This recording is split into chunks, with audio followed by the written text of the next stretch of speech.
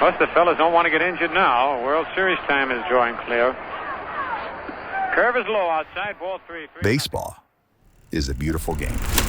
A game of rhythm and ritual, a game of waiting, and a game of going. It's a game where success is built off of many failures, and many small things lead to big moments. It's a game that fathers teach their sons. Baseball is many things, but for Marvin Martinez, baseball turned out to be much more than just a game.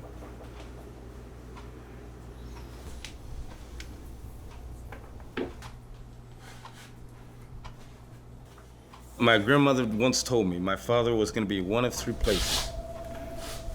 It'd be church, the ball field, or the house. And not necessarily in that order. Good afternoon, everyone. This is Jeff Davis welcoming you on the Home of Champions network of the New York Yankees. The only way he grew up with baseball at the time was to listen to it on the radio. And then Mantle calls for it and drops the ball. He dropped the ball. Mantle is charged with an error. The run scores, and the Red Sox lead 2-0. I forgot where we were coming from, but we were coming back from Clearwater at night. My dad sees lights. He goes, oh, I wonder if that's a ball field. I wonder if someone's playing. So he literally just turns off. He finds the ball field. Sure enough, it was just some league night softball game. Dad gets out of the car and goes, hey, let's watch a game or two. Let's watch for a little while. You know, if he couldn't play it, he'd love watching it.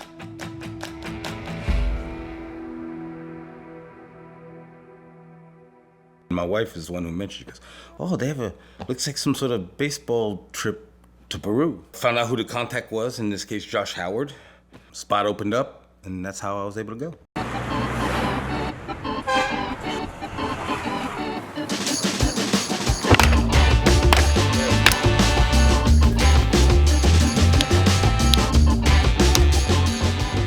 Here I am in Lima, Peru. We are conducting several baseball clinics for kids of all ages. We're going to coach them around in several stations just on the basics of baseball. Then at the end, we're going to share the gospel of Jesus Christ with them. The trip itself, I guess while I was there, I was part of the team. I mean, that was whatever Josh had needed me to do, whether it was working in the batting cages or doing field work or whatever was needed. Because I was the new guy. I told him, I said, look, I'm the rookie. You guys have been here 10 plus years, you know, some of you. So wherever you need me to fill in. Where I guess you could say the specialty came in is where sort of like in between clinics. Marvin was my roommate, so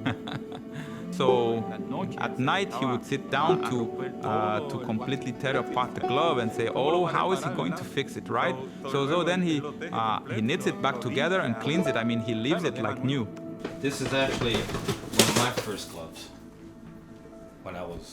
when I first started playing in North Brandon. So let me see if I can find my dad's glove. I might just put it away. But this is one of the last gloves that I remember him using. This is one of my prized possessions, I should say. 1949. Mantle swings and sends a long drive. Boy, it is going. It is gone into the bleachers. So I played at North Brandon Little League right here. So, but if something happened with my glove, you know, there's nowhere to go to. Even my father, as much as he loved baseball, he really didn't do much with gloves. That's how it started for me. It's just sort of like, okay, well, I'll make it work. So essentially, I've been doing gloves, let's call it 35 years. The laces on the glove are like tires on a car. The more you use it, the more you're running around and all that, the quicker you're gonna need maintenance, the quicker you're gonna have to replace those tires, likewise with the laces on the glove. When you're able to take a glove that this kid loves, or a parent, I've had a 4th generation glove with a great-grandfather. I fixed his glove for his great-grandson, and the great-grandfather had tears in his eyes. That still does it to me every time. Like when we do some of these clinics where you know some of these kids are hurting. It's hard to put into words when you're able to bring joy to somebody. It's unexplainable. It's one of those that you hope you come back next year and you see that same kid and you can probably see the difference, or they can tell you, hey, you know, I've been going to church, or I did this, I did that. Building those relationships Yes, that's probably why I want to go back. You build that relationship, and of course you want to continue. Our first experience and first trip to Peru, even on the vision trip, one of the key people in this, his name was Geraldo Marui. And Geraldo Marui was the Minister of Sports at the time in 2009, and he was also the head of the Federation of Baseball in Peru. He really cared for us to be there because he wanted us to help build character in the kids, not just teach them baseball, but to build character. My dad is a person already very identified with baseball here. Everyone knows him. They play Geraldo Marui. Truly an institution when it comes to baseball and sports in general. And when we did the first clinic, we tried to do the best we could. And when Tim told me, he said, "Hey Gino, they're coming next year." I thought, what? The gringos are crazy, right? Okay. Then again, the next year and the next year. And I wonder, I say, but why do they come back, right? Because they pay for their own ticket. And then I have been able to understand over the years, every time they came back, the strength that God has in you. About 5 years ago, we were doing our clinic like we always did. At the end, we bring everyone together, and Geraldo is standing there, and there's this opportunity to share the gospel. But that day, Geraldo raised his hand, and he was probably 85 years old. Fast forward to this morning, I get a message from his son, Gino Marui, letting me know that his father had passed away. He was 93 years old. But I'll never forget the day where we got to see Geraldo raise his hand saying, "Man, I accepted Christ in my life," and knowing that God used us in a special way to be there and to share the gospel. So he may be sleeping today, but we'll see him again in eternity and be able to celebrate, sing some songs together, play some baseball maybe. My father, a life of service. That's what he left us. We were fortunate enough to go on a mission trip together many years ago, but I would love to have been able to tell him about Peru if he couldn't go. Say, "Dad, I'm going down to Peru and we're gonna teach baseball and play baseball." And then be able to tell them about God. Is there anything better? So yeah, it's sorry. I think about that. Baseball, my father, my love for it, just because of him.